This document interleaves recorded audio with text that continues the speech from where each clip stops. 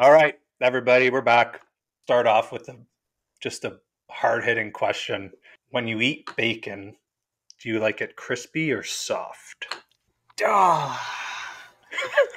My instant analysis goes to like a BLT. Like, do I want my bacon soft or crunchy in a BLT? Like, crunchy bacon hits different sometimes, but also like if it's too crunchy and then it's just like you just tap on it and it breaks. Like a Holiday Inn continental breakfast piece of bacon that's been sitting there all day. Yeah, that's what I stuck think of. together with like 3 more pieces of bacon. Yeah, Uh-huh. This is gonna be weird, but I'm like soft bacon guy. Yeah. Sounds horrific. I'm soft bacon too.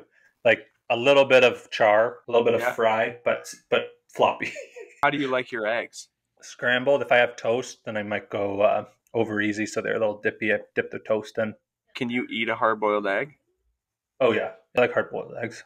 Ugh, I can't do it. Like I can do any other form of egg, but like the last time I just bit into like just like a straight hard-boiled egg, you know, the classic like where you almost throw up, like that happened, and it's been a while since I've done that. So, anyways, welcome back to another episode of the Speak Your Mind podcast, powered by TorchPro. We are back. The sun is shining. It's gorgeous outside. My name is Riley Cheyenne, and joined with me, as always, my guest or my co-host, Tyler Smith. Did you do that on purpose? You're an idiot. We have an amazing guest for you guys today. Alicia Naser is a behavior analyst, PhD, and works with high-performance athletes, works with hockey players, but also has worked with Silicon Valley individuals and people that are at that Fortune 500 and high up. And I think, you know, it's so refreshing to hear a perspective that you just sometimes don't get as much in your life as you would. And Alicia's was exactly that. Like, I think the way that she can formulate the reframing of your mind, the process of that relationship with your thoughts and the fear of failure and the shame and everything. I mean, I'll let you guys listen, but I know we had a blast with Alicia. Yeah, it was great. I mean, I think the conversation will speak for itself. Just being able to understand like how your brain works and your thought process through different situations and stuff. It was really cool.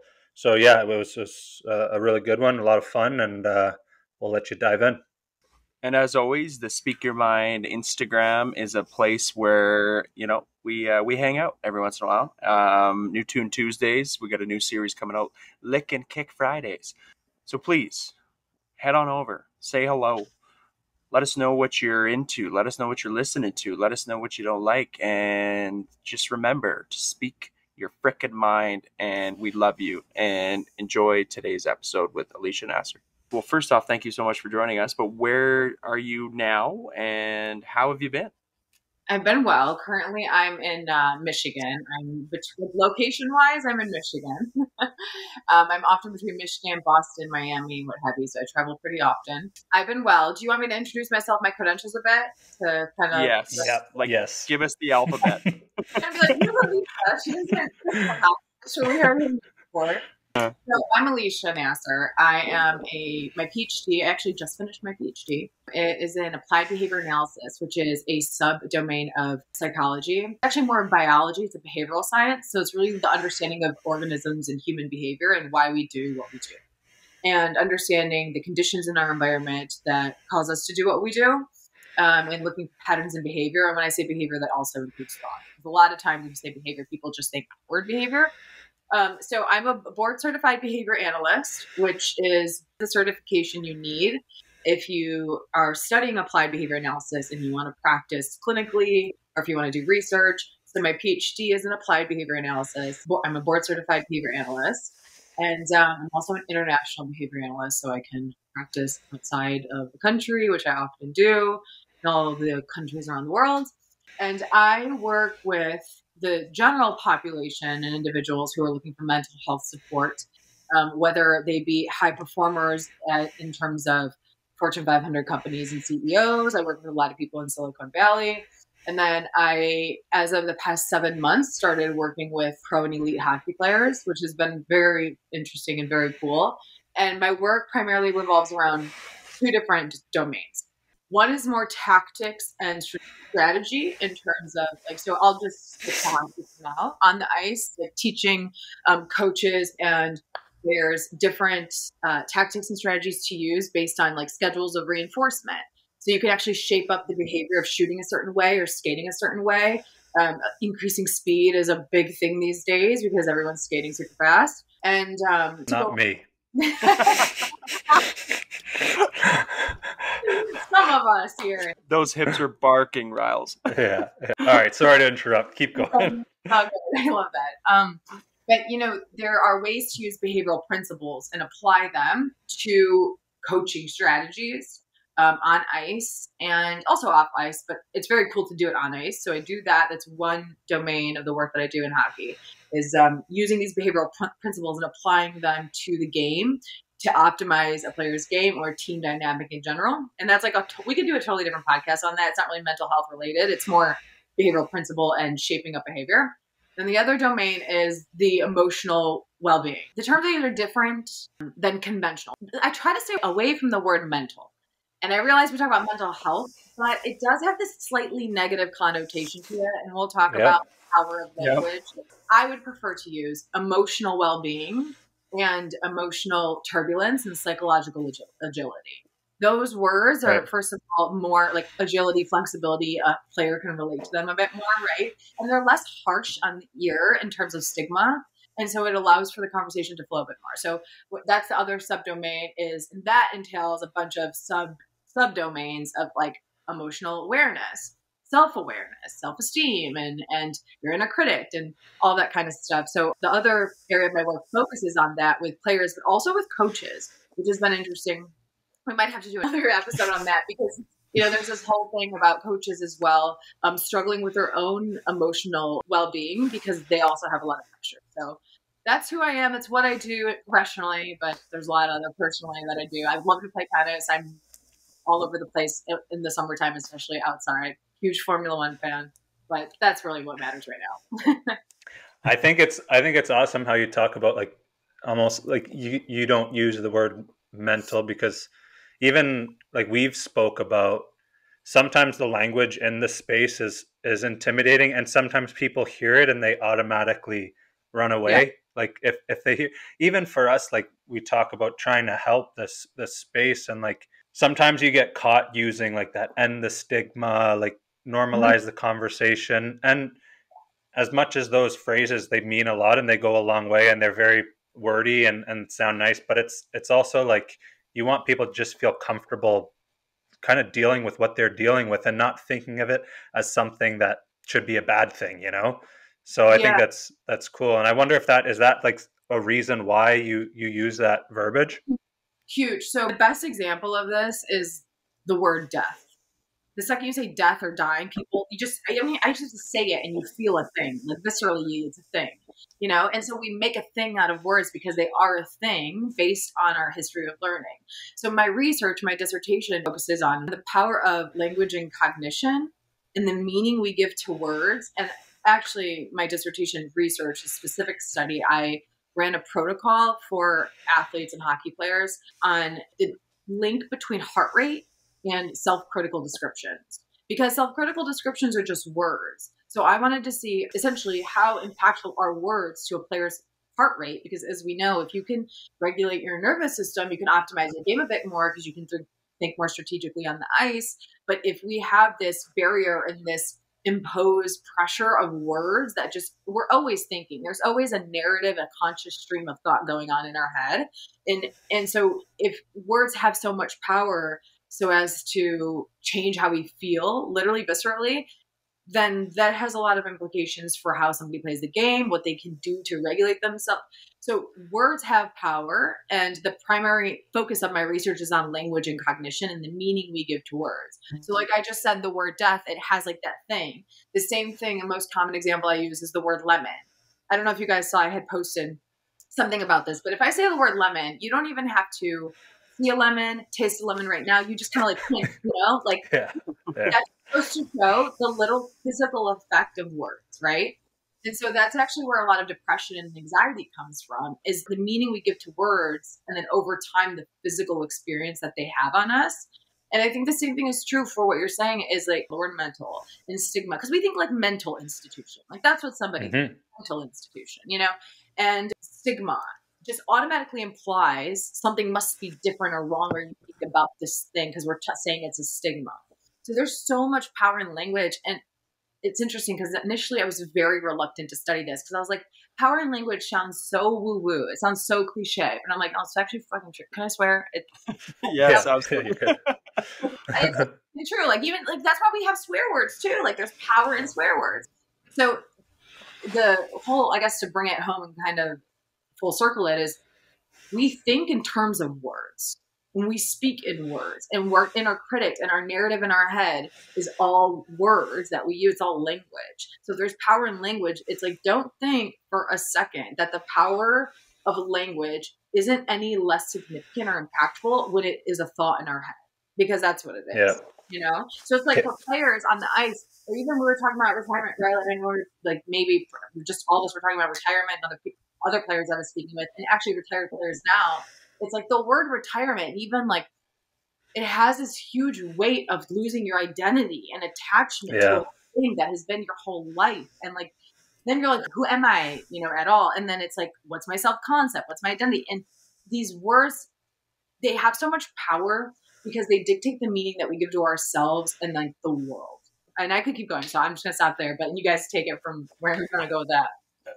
No, I think, yeah, it's so true. Like now being through so much grief, I think even in that space, like grief terminology and like grief language is such a powerful thing because, I mean, even grief, like you say the word grief, and being in a conversation with somebody who maybe doesn't understand your grief or your loss. I mean, there's such an intimidation about going about that conversation and like having proper grief language to be able to express your love or your, you know, care for that individual is challenging because you want to say the right thing, but then you're just biting your tongue at the same time. And it's such an interesting balance. But I kind of want to just touch on like, why athletes? You know, you said you've worked Silicon Valley, like big wigs, like people that are high up, and now you're going into a space like especially hockey players where the mental side is not really, I don't know, like hockey players are mentally strong, but like emotionally strong is a whole different ball game. So why athletes or why hockey players? Well, it's a great question. From an entrepreneur standpoint, a business standpoint, it's a great market. Yep. We're all messed up. It's a fantastic market. You know, I don't know if you guys like follow Alex Hormozy, but he was like, you might have a market problem.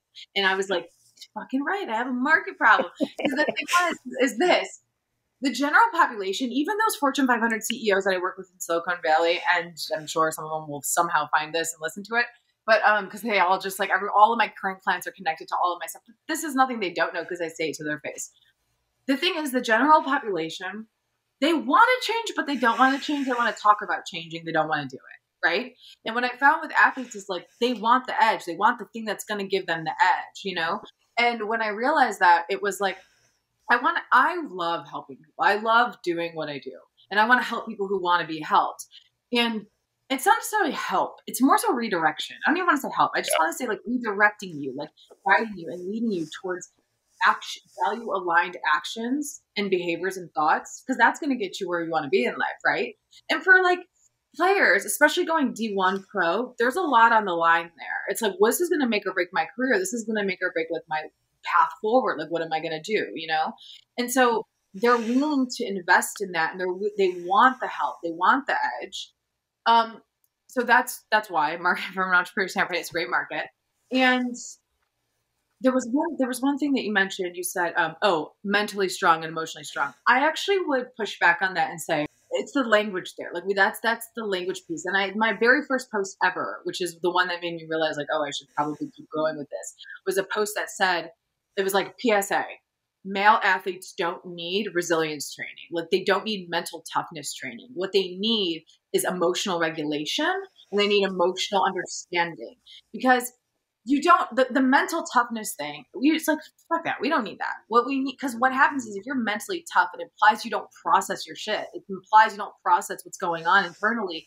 And that's part of the problem. We tell men in general to begin with in society, not to show anything but toughness, and to show, don't show when you're weak, don't show when you're sad or you're lonely or you feel isolated or you're depressed. And that's where we get addictions from, is when we tell them not to express those things, then they're going to go try to just like fix the pain internally elsewhere in an unhealthy way, right? And so the mental toughness thing isn't so much what is needed. What's needed is an awareness of the mental landscape and an awareness of how to navigate the mechanics of the mental landscape and the emotional mind. Being emotionally aware and emotionally tough are two different things.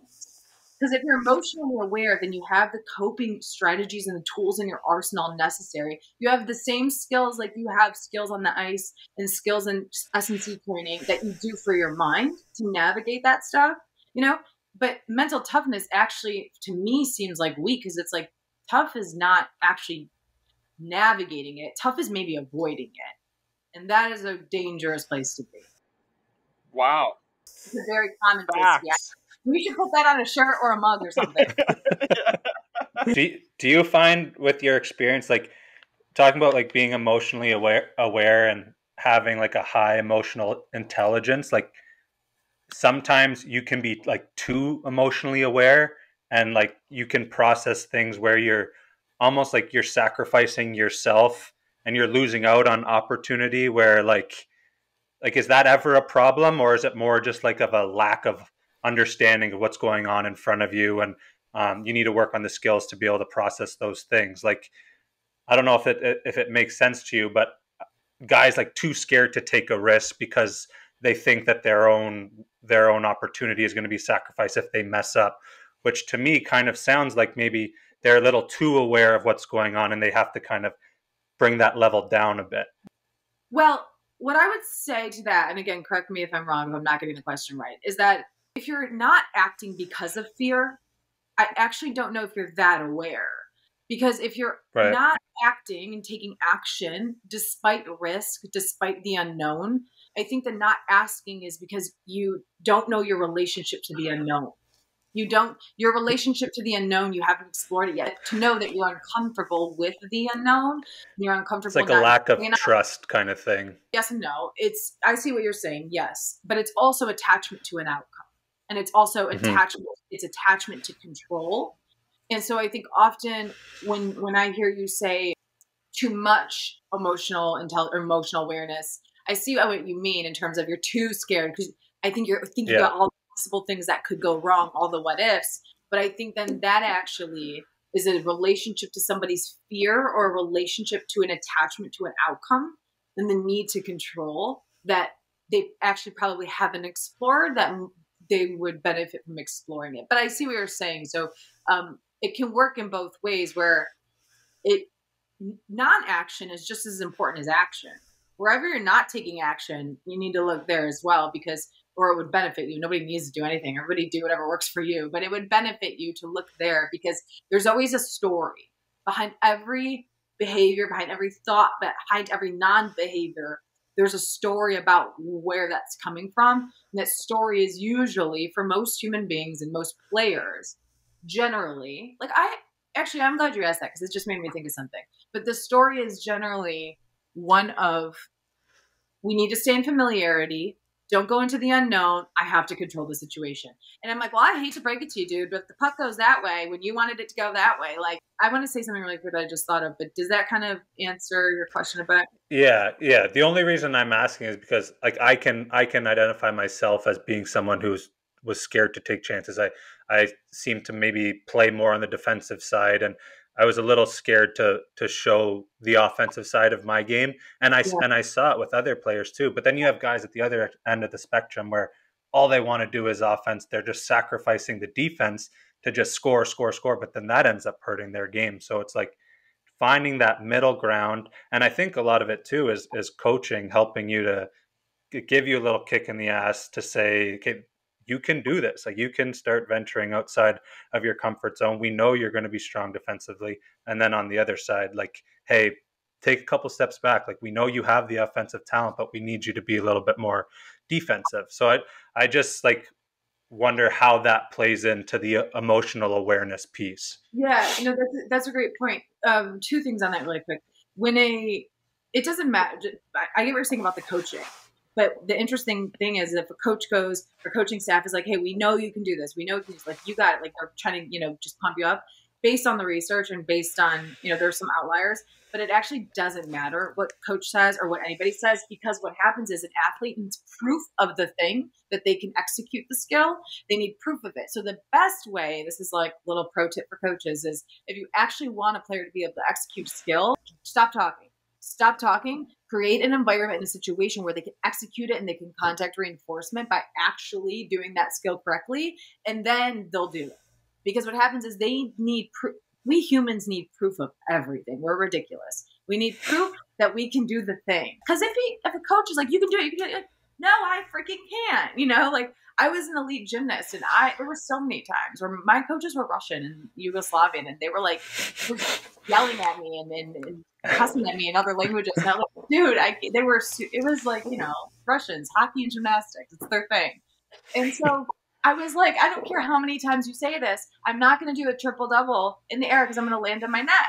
But then the one time I did it, I was like, shit, I can do it, So yeah, that's one piece, just a little pro tip. But it's interesting. I had a player who during playoffs was telling me he needed to switch something up about his game, and he knew he needed to do it. And when we were speaking about it, and I was like, well, why are you hesitant to do it? Like, what's the barrier stopping you? And he goes, I need to do what I know I can do.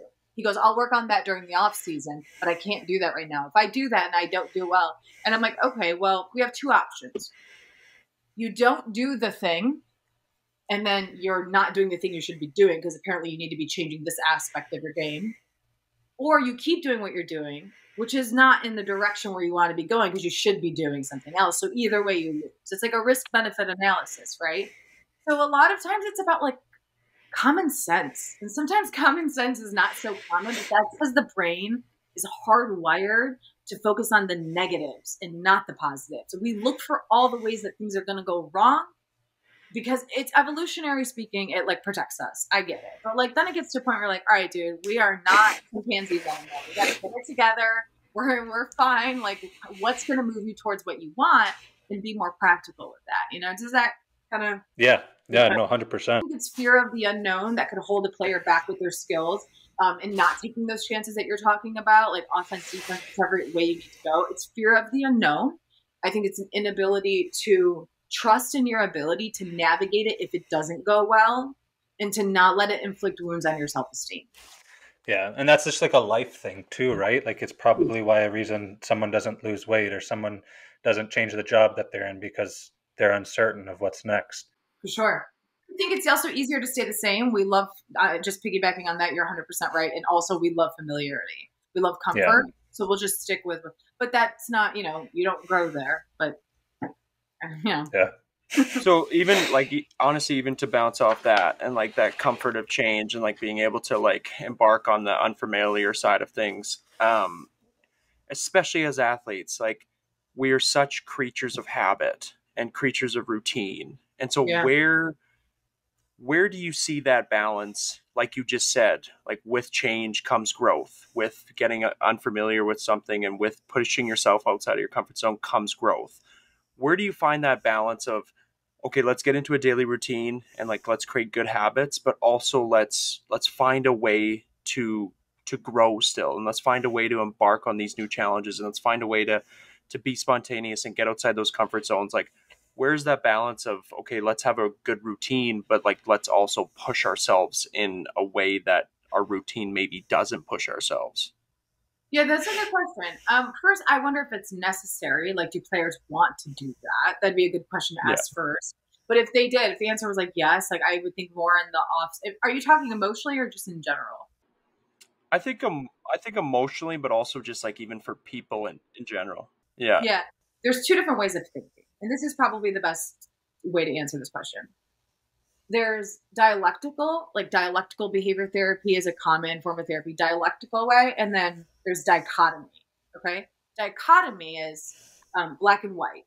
Dichotomy is all or nothing. Dialectical is there's gray. It's on the spectrum of this end and that end, there's a little bit of in between. So dialectical can say, I can be grieving and still be happy. I can have lost somebody and still know that they're with me somehow. I'm a hockey player and I do this. I play hockey and I had a shitty game. I didn't have a good skate and I still can execute skills well when I need to. Like there's two simultaneously opposing things that can exist at the same time, right? And so I think maybe like leaning into that way of thinking as opposed to dichotomy, because then it allows you to get outside of your comfort zone. It allows you to explore and not be so stuck in your routine. Because when it comes to retirement, I will tell you, that is not going to serve you. Because you're going to be like, what the hell do I do now? And, I'm not even just retirement. Let's say you get injured. You have a career-ending injury. You don't want, that's where it really meant, like, when we're talking about mental health, you can go the wrong way if you don't have other ways of knowing who you are and just existing in the world. Yeah, because it seems like kind of a scary comparison between those two, because like they both seem to have, like, you can get positive results from both, right? Like you see a lot of guys that are so obsessed with the game and they don't have anything else, but they're really, really, really good players. Yeah. But like you said, then when that's taken from them, that's kind of when it gets scary. And even like for me, like we talked about, like debating retirement, I think I sort of did a pretty good job while I was playing to be interested in other things. And it seems to like give me some peace knowing that. Mm-hmm. But I don't know. I've seen the opposite where guys get so tied up in the game and it's all they know and it's all they identify as. And then, like you said, like that's when substance abuse comes out. That's when like it seems like their relationships fade because like there's just so much tension in there. They can't continue those. So yeah, I just kind of just highlighting that you can be one, and it's maybe not the right way, but you can still get positive results, I guess. Yeah, I don't know if there is a right or wrong way. Who's to say? I think I think I would say the best way is the one that works for you. It's all it's all context specific and person specific, and that's the other thing is we are all definitely not the same. We're very similar, but everyone has different story, different history, different background. So it's definitely not one right or wrong way. It's just the most optimal way for you. Yeah, you put a picture of Roger Federer on your Instagram. It caught me right away when I was scrolling through, and it seemed like. You see my tattoo? Oh, nice. It's his backhand. I don't know if you guys, I was. Oof. And is that? I mean, obviously there might be some like attraction there for whatever reasons, but from an athlete standpoint, like I've read, I've listened to like some podcasts that talk about his ability to balance everything from the sport to family to philanthropy, and it seems like he's a good example of. Like I'm going to ask you again to pronounce that word. Dialectical.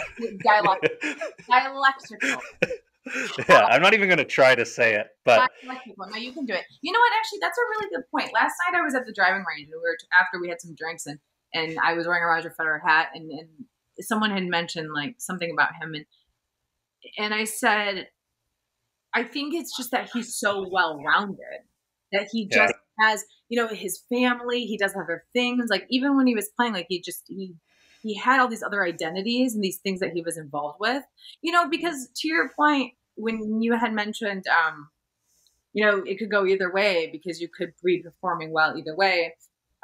It's like, you don't really know though, why it is a player is performing so well. You don't know for sure if it's because he's so zoned in and focused that that's all he does. Because there's so many variables, you would have to isolate them. So you can't say for sure it's because they don't do anything else. Mm-hmm. But then we can't say it's not. And I think it's more so about what allows you to live the life that feels good. But if you're just stuck in a routine of hockey all the time, you don't know that. And I don't think that doesn't mean you're any less dedicated to your career or the game at all by any means. And I don't think that should be something that coaches or scouts or organization should ever consider like, oh, well, he's not serious. It's like, no, dude, he is. He's also just a human first, though, Right. I just had a thought kind of just spur here because we had a discussion a while back, and I personally think tennis players are the greatest athletes in the world. Just like an all around athlete. Like I think tennis players are it. But then like now I'm flipping because Riley and I both played golf this morning, and I love golf, and like kind of same thing as tennis, where I kind of want to flip to mindset now. And Okay. with golf and tennis, there's so much quick thinking, but there's also so much quick, like a relationship with, okay, I just had a failure, I had a mistake, and now I got to get right back to it. Yeah. Because tennis, like you're not on a team, it's completely by yourself, tennis and golf. And I think my question is directly related to tennis and golf players, but I'm just more curious, like, how do you prepare that mindset of knowing that failure ahead, because there is so much fear of failure, but also rebounding it to be like, okay, like that's fine. Like I can get through that mistake and like we're still good. Like how do you prepare your people or your athletes, or how do you recommend people do that? Yeah, that's a good point. A couple of things. It's funny because last night my friend that I was at the range with, he was like, "You should work with golfers," and I was like, "Nope, we're not doing No it." market. Marcus, no, and he's like, "Well, why not?" And I was like, "Because do you know how many hockey players they are?" I was like, "They all." I was like, "This is." But because he was saying it because of that, the mindset. So what happened is like, I'm not a very good golfer. I just go to the driving range. I'm not going to hold anybody up. But you contact so much reinforcement when you when you have a good swing, when you hit it, when you hear that like swoop, and everything just flows so nicely. So I was like, but it is a mindset thing. Even in tennis as well, like you're saying, the next shot, the next serve, the next hit, to make or break it, your technique, your form, everything could be spot on. It is one negative thought in the wrong direction and you're done, right? But how do you come back from being down? Like if how do you switch that? Because especially because it's so on the line and the differences are these minuscule differences, right? So what it is you said fear of failure. I would recommend, essentially, my overall arching answer to this would be, first, and this would happen outside of the game, outside of execution of a skill in a competitive situation, is exploring an athlete's relationship to fear. Exploring an athlete's relationship and attachment to the unknown, and exploring the relationship to what we call as failure, but which I would say is a undesirable outcome. I would not say failure. I would say, what is your relationship to undesirable outcomes? And then what do you make it mean about you? How do you let it inflict wounds on your self-worth? And then what do you say about your skill? And what do you say about your chances of doing well in that game or that set if you have an undesirable outcome? An undesirable outcome, does that change all of the years you worked to get to where you are? No, it doesn't change all of that, but it will and it can if you make it mean that, right? So that's like that narrative, that's the inner critic and the self-talk that's going on, that should be explored outside of the game, but especially too in other, this like translates to every area of life. Your romantic relationships, your career, your business, your parenting skills, all of it. Let's say you yell at your kid, you let some frustration out at your kid, right? And just like every parent does it, it's fine, whatever. But it's like, then what do you make it mean about you? Do you then feel guilty as a parent? Like, what's then happening? Because then whatever's happening, is it going to move you in the direction of the next behavior or skill you want to execute? Then that's what you have to ask yourself. Okay, well, is feeling guilty after I yell at my kid going to help me parent better next? Probably not, So what could help you parent better is a choice to think in a different way, reframe it. So then moving on to the next portion of this answer, it's all reframed, right? So a reframe is just reframing a thought. Essentially, if you think about it this way, we all have windows. We see the world through a window. I'm looking outside the window right now. There's a frame around the window. If the frame is dirty, if it's an undesirable thought, you need to change the frame of the window, change the frame of the picture, whatever it might be. Reframe it. Reframe it to one that's more polished and one that serves you in the direction that you want to move in life. So instead of being like, I just fucked up, it was a shitty shot, like whatever the case might be, reframing it and being like, that was an undesirable outcome, but I know I'm capable of desirable outcomes. Right now, I'm not very happy with myself, and that's totally fine. But I cannot be happy with myself and also execute the skill the same way. Back to the dialectical thinking. So it's like, I'm not sitting there telling you that you have to be happy with the fact that you just missed a shot. I'd be pissed at myself too. You can be pissed at yourself and execute the skill well. Those are two entirely different things. It's about the behavior, not about the person. If you make it about the person, if you make it about you, then you're attaching, first of all, everything that you're going to do with the behavior to who you are. And now you're just doomed, So it's about first starting off again, like just to kind of recap all of that.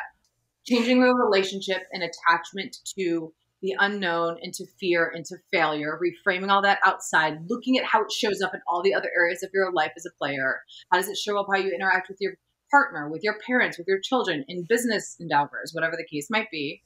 Then learning strategies to reframe it in the moment. And then to the point that we started talking about at the onset, what words are you using on the court, on the wherever you are, on the ice? What words are you using in that moment? Because they're viscerally going to make you feel something. And if you need to like get your heart rate back down and get your mind in the zone, well, you can't have a high heart rate. You need to be like, regulating your nervous system and coming back down to homeostasis. But if you say failure versus undesirable outcome, I guarantee you the athlete who says failure is probably going to have a difficult time bringing his heart rate down and getting back in there. Whereas he says undesirable outcome, so that's like key there. Last point I'll say is this, and this is something I want to make sure I touched on, because this applies to everything, is shame.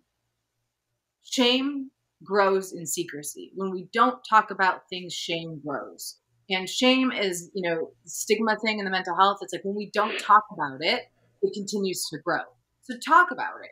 Talk about how, like literally even self-talk. If you're on the court, if you're on the ice, be like, oh wow, that was a crappy shot, Alicia. Like you should have, what was going on there? Like talk to yourself, talk about it and get it out there and reframe it. But then also talking about it, not with a negative connotation or as if you're disciplining yourself or reprimanding yourself, but talk about it as just a thing that happened.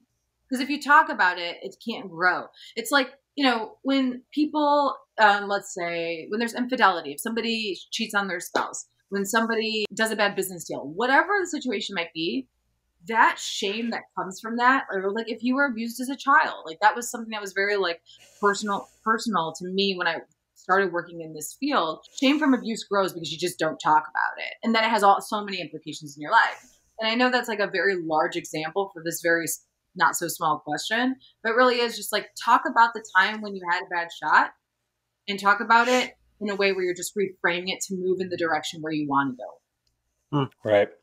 I got a question kind of, and it might be hard to answer, but like something like this is for someone who's like new to the space or new to this kind of advice, like to remember to use this language and to go back like inward after a bad shift or whatever. Like, what is your advice to people to practice it?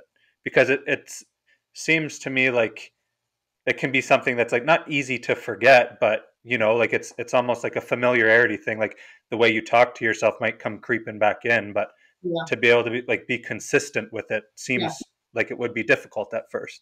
For sure. Good question. I'll just make it super simple. My last answer was not so simple. Get a sticky note and just write reframe. Just get a sticky note, write the word reframe, and put it in all your common touch points. Put it in the car, put it in the bathroom mirror, put it in your locker, put it wherever you are, like on your bag, put one in your bag, wherever you are, wherever you go the most, because that essentially, that's what you're going to need the most to see. It's going to remind you. You're not going to be able to do it on your own. You need to be reminded of it. And then eventually what happens is when you see this reframe sticker all over the place, it's reminding you to reframe your thoughts, right? You can even want to write the most common thoughts and the most common reframes. And then slowly you can fade out the sticky notes. You don't need them anymore because you just remember to do it. It's like the most simple. It's the most simple way of doing it because you're right. The thing is, the inner critic just creeps in so quickly we don't even realize it. We're doing it. Yeah. We'll have to mark this for our listeners and for us. Just a little thing to remember that to be able to do. Really quickly, it's actually derived from behavioral principles. So prompts are used to increase responding in a certain way. So if you want to increase more positive thoughts, it's called a within stimulus prompt or a within environment prompt. So it's a prompt in your environment that gets you to respond a certain way. So the stick is a prompt that gets you to respond with a more positive thought. Writing something on your stick or like on the palm of your glove or something just to kind of give you like a little bit of like between shifts, you put your stick down and you see like reframe or something. Then it's like, that's actually a good one. I want to ask you about one of your posts. Kind of ties into this too. It was about visualization. Oh yeah. And sometimes how it can be like prohibitive because like you hear it so much, like visualize before games and like do these exercises, go out on the bench and just scan the ice and picture yourself in these different scenarios. And I had trouble with that. Like, it did seem to spark a little bit of anxiety of like the game starting. And it's not that I didn't want to play, but if I was going to be in it, I wanted to be in it. I didn't want to be like picturing it. I know, like, I don't know. It just seemed like that post was relatable for me. And I kind of was curious about like the science behind it. Yeah, for sure. No, I'm glad you asked. I got a lot of messages about that post because it's not something you don't know till you know, and a lot of people are like, oh, I thought visualization. But then I had some players reach out who were like, yeah, I do like get more anxious. Like I do feel like I'm thinking about this thing. And so essentially the science behind it is this: to think of a thought or to envision or try to visualize things going a certain way is a really difficult thing to do if it's never gone that way before for you, because you haven't actually contacted those conditions in your environment before. And like I was kind of talking about before, we need proof. Like the whole tip for coaches, just don't talk about it, put them in a situation where they can actually do it, is because we need to the thing to happen. Because when the thing happens, the whatever you're visualizing, you contact reinforcement from it when it happens. And that increases the likelihood that an organism or human being will engage in that behavior again. But if you've never contacted it before, it's really difficult to visualize it in a state of like homeostasis where your body's calm. So that's the other point is, if you are anxiety prone or anxious prone, which a lot of players are, they just don't talk about it. We need to talk about that more. They all have, not they all, that's a general statement. But oh my goodness, boys, we need to talk about that. Like, I was going to say, ladies and gentlemen and ladies, like, yeah, we need to talk about that part more. Is if you're anxiety prone, thinking about a thing that elicits anxiety for you is only going to elicit it more. So there's like, no, it doesn't seem as though there's any good based on the research. There isn't a ton of good just laying there and visualizing this thing that's already making you anxious when you think about it. It sounds so counterintuitive. Now, if you do want to do visualizations, there are ways in the research to go about doing it. I think I talk about it in that post. But if not, essentially, it should be short and quick. It should not be this 5-10 minute affirmation. Also, affirmations just really don't work. The research doesn't support that they work. It's about, you have to contact conditions in your environment where the stimuli and the response patterns, you've contacted them before and they've produced reinforcement. And when I say that, all I mean is you've done the thing, you've done the skill, and it worked. It got you the desired outcome. And no visualization is going to get you that. Now, that's not to say like it's a terrible thing to do. That's not what I'm saying. I'm just saying, for more bang for your buck. And also, it can have some detrimental effects, though. It can. If you are anxiety prone and you're sitting there thinking, and I just don't think that's as well known, at least definitely in the hockey world. There's like a lot of visualization coaches. I'm like, yo, we need to kind of rethink that. And I know nobody's ill-intended, but it is something that is really important to think about because it matters, Yeah. And so, yeah, for sure. Even for like manifestation, it seems as though manifestation has been something over these past couple of years that people have really latched onto. And honestly, in some respects, like I think it's weird to say, but like manifesting things in my life, like it has worked out. And it's interesting, like the parallels between visualization and manifestation. I don't know if you've dove into the manifestations in that whole world and like being able to manifest what you want and being able to manifest things. And I just don't know if there is maybe a play on maybe not visualization, but let's manifest and let's put it out into the universe and let's just see if it sticks. But then again, obviously there's the fear of, okay, well, if it doesn't work on the first time, then it's never going to work. So do you have any like perspective on that? Yeah, I do. And just based off of, it's not something I thought about much, but as a behavioral scientist, my first go-to is just to say it depends on how you're defining manifestation. When I hear that word, my first response is manifestation from a behavioral point of view in behavioral psychology and neuroscience is essentially taking action towards the thing you want. Mm-hmm. But if I'm going to sit here and think about a thing and I want it to happen, it's probably not going to happen. You got to take action in the direction towards the things that you want. So when you say it's worked out for you, I imagine that you've had an idea. You've probably written down some descriptive goals or outcomes that you wanted in your life in whatever domain that might be. And then you've probably taken action towards those things. The things that you've done in your life, the choices you made, the behaviors you engaged in got you that thing. You didn't just, I mean, maybe you didn't. If you did, then let me know what you did. But like, I imagine you didn't. I imagine maybe you didn't just think about, an outcome, and all of a sudden it was like, oh, here it is, and it popped up in front of you. I think this is how somebody defines manifestation. Like, it can get a little woo-woo, like pop psychology, if you let it. But for me, it's like, if you're manifesting a thing, an outcome that you want, you got it and it worked out for you, but that required of you to take certain steps and actions towards that thing. You didn't just show up at your doorstep where somebody was like, hey, here's this opportunity randomly. You did some things. Does that answer your question? Is purpose maybe like is that a better word, or is that a word that you use? It kind of ties into Ty's question, I think, and it was something that I wrote down about wanting to ask. I find when I go through a little bit of a reflection period, like finding your purpose, and then the other big word was integrity, like what I'm doing to uphold that. And like, if it's what I want, I'm holding myself accountable to those right steps. Like that could probably run parallel with manifesting something, right? If you're really serious about it.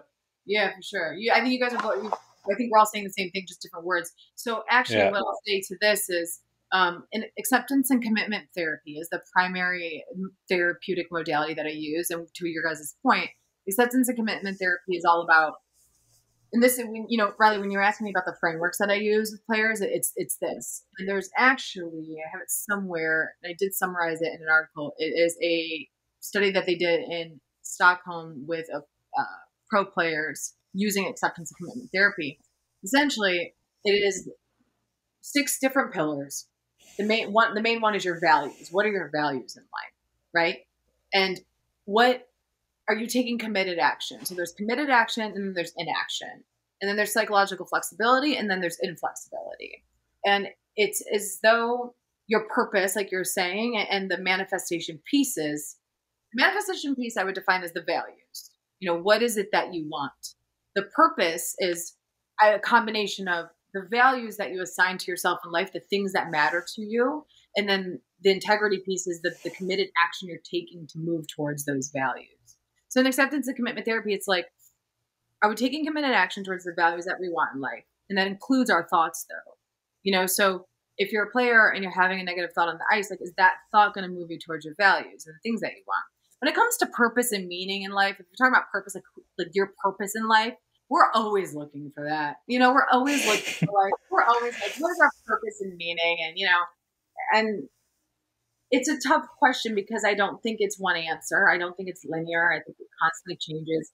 I think we all want to know that as human beings deeply, because if we can know why we're here and like why we're doing what we're doing, just like what's our purpose, then we feel fulfilled. The biggest thing I find that we feel so uncomfortable with, myself included, is loss of direction.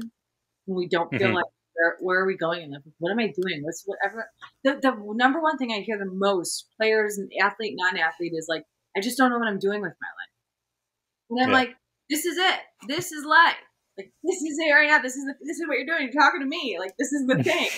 And so I don't know if I'm shying away too far away from what you guys are talking about, but this is. But then you get I feel like you get like not a validation, but like almost like reassurance when you are doing the right thing. This is just my belief. I mean, I'm not a huge like voodoo-y universe thing person, but I also feel like when you're doing the right thing, eventually you get rewarded, and not rewarded like from a monetary standpoint or whatever, but you get rewarded almost with what you're saying about the contact reinforcement kind of thing. Like you feel that sense of good that propels you into keeping the momentum going and wanting to do more of it. So I don't know. I just find like when I'm aligned with the purpose and it feels right, I feel like I'm getting this little feedback every once in a while that it's the right thing, and I'm on the right track. Yeah, you are, and I would go with that feeling. You are, because what it is, and when we don't have that feeling is when things can go wrong and we feel lost and we're like, what am I doing with my life? But I think, that and that also gives you information. That's a good point that you bring that up, because it gives you information. It tells you what matters to you. When you're feeling good about it, you feel fulfilled with it. It like tells you what matters to you, and it tells you, like, sometimes I even had a lot of players who actually, I mean, and again, I know we're just talking about life in general, but it applies to players as well. Is a lot of players like, I don't even know if I want to be playing hockey. And I'm like, Yeah. oh, Yeah, let's open up that can of worms, you know? yeah. Sure. I've had that. You Yeah. know, sure, yeah. Yeah. That's very relatable. And it's funny too, like you talk to like you even just talk guys like mid-season and they're like, You're like, what the fuck am I doing? I don't know, like Yeah. we talk about, I've said this like so many episodes, like NHL stands for the Never Happy League. And it's like, I don't know, maybe we should kind of like try that on a little. You know, no, but then also, you know what? I've heard it all. Nothing at this point shocks me.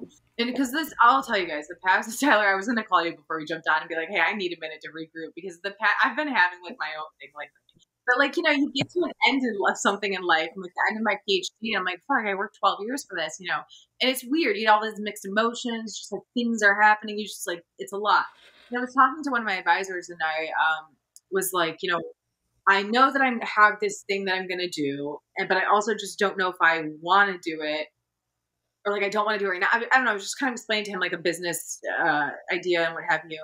And he was like, I don't think right now you saying you don't want to do it is actually the truth. He goes, I think you're just in a when you're saying you don't want to do it. And I don't think that this reason for you to not do it.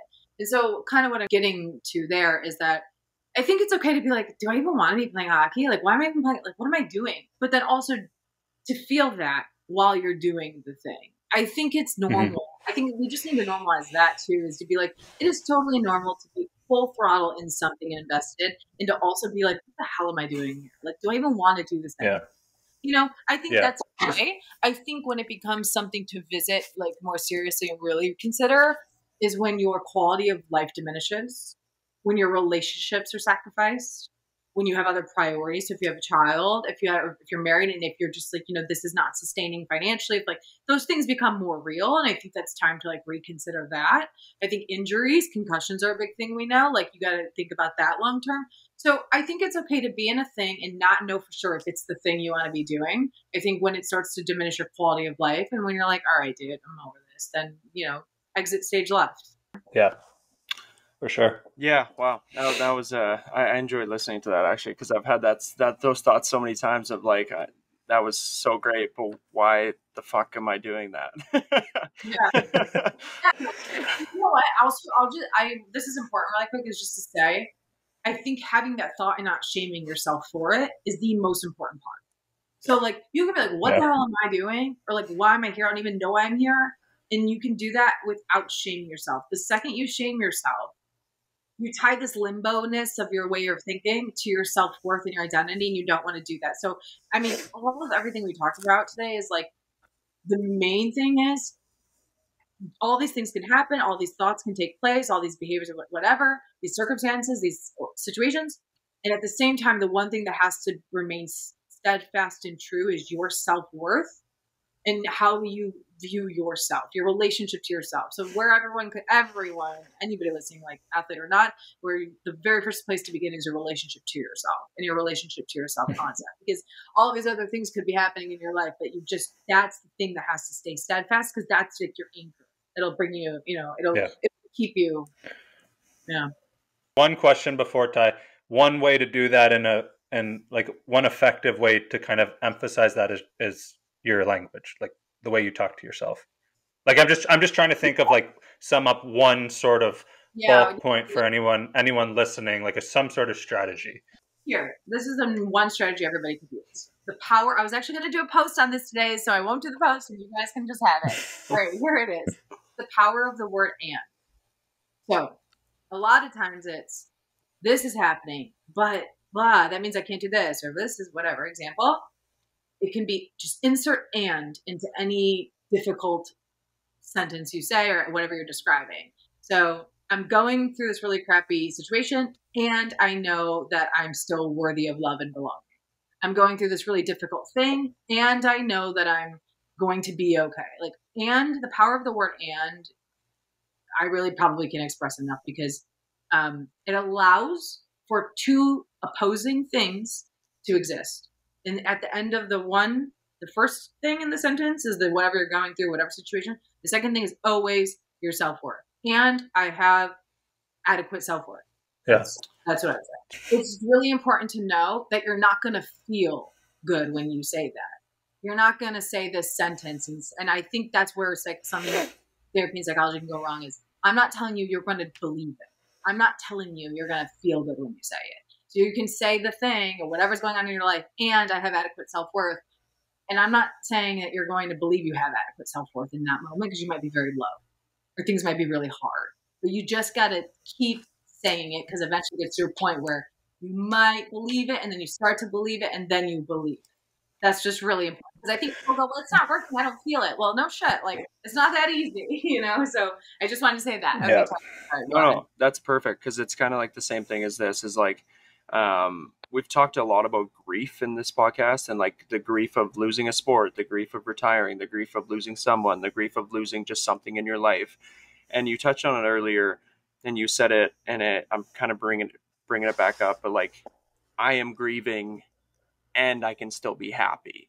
And I think that is, you know, especially with acceptance therapy, especially with, you know, aligning with a lot of things that we've touched on already. I think I don't really necessarily have a question, but I think for a lot of listeners that can relate to grief and that can relate to especially losing someone in their life. I know I always struggle with that shame of, why am I happy right now? Like I should be grieving. I should be so sad. I should be crying my eyes out. I should be, you know, doing something that is not related to happiness or joy. And so for people listening and getting to that place of embracing that and accepting that, how do you possibly get to a mindset where you can say, I am grieving and I'm still allowed to be happy? Okay, I really love that. First of all, thank you for sharing that because that's deep and I love that. And it's something that isn't talked about enough. And what you're talking about is mixed emotions. The biggest energy sucker is mixed emotions because it sucks all the energy out of us because we don't know where to be and we think we need to be somewhere.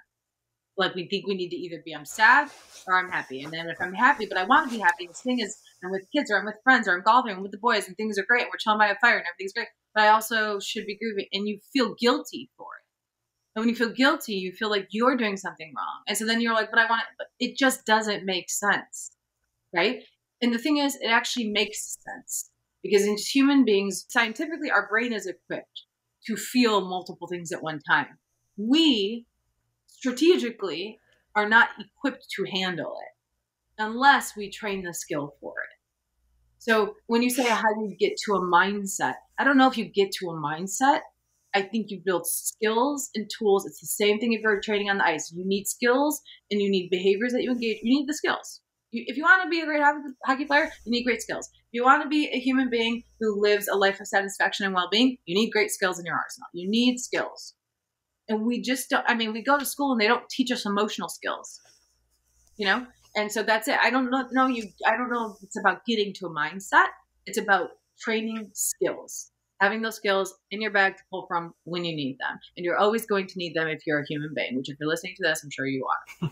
It's interesting you say, well, I got 2 points because to tie in Ty's question a bit and then also your answer, like, I think, like, correct me if I'm wrong, but some people mistaken like time for improving those skills. Like it's enough time goes by maybe. And then they think that once enough time passes, they're out of the hole. But it sort of just seems to me that I could be totally wrong. Like I'm not a professional in this, obviously, but it seems like the feelings, if you're not equipped with the right tools and skills, they'll come up somehow later if you're not working on them. If you're just expecting, okay, time's going to go by, I'll eventually feel better. Yeah. Well, first of all, you don't have to be a professional in this. No, I'm sure you guys are much more fluid and aware of certain things that I'm not aware of because you've had the experience as an athlete, you know, so it doesn't matter how much training I have or letters behind my name, that doesn't mean anything. So I wouldn't say that, but you're right.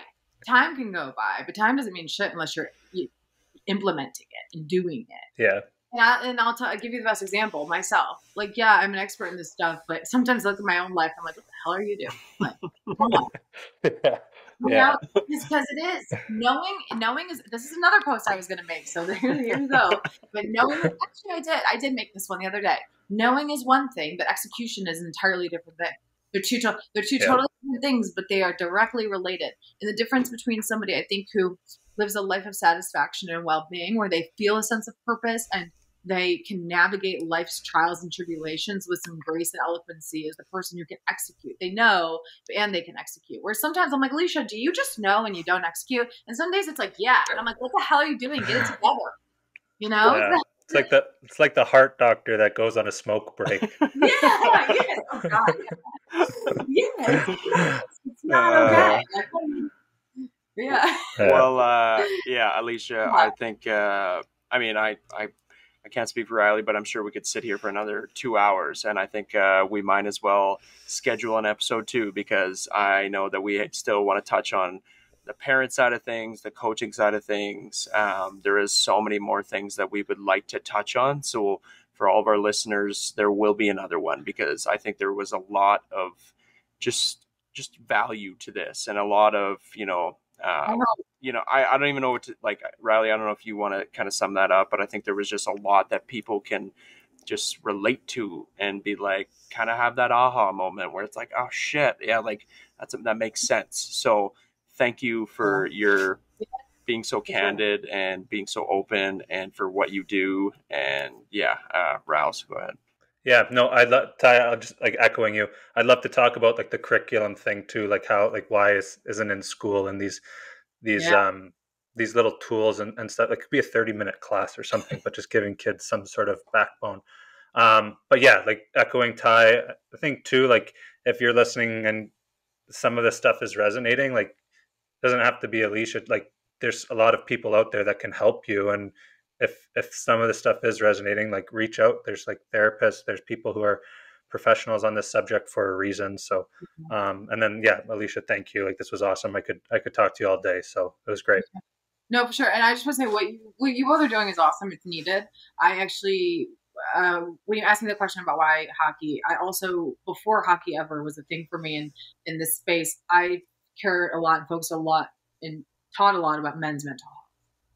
Because men, that's a whole thing. And it matters. It matters for men. It matters how sons are raised. It matters for sons who become husbands and become fathers. And it matters for the men right now. The suicide rate is highest in men for a reason. And so men's mental health means a lot to me, and even everyone's mental health does.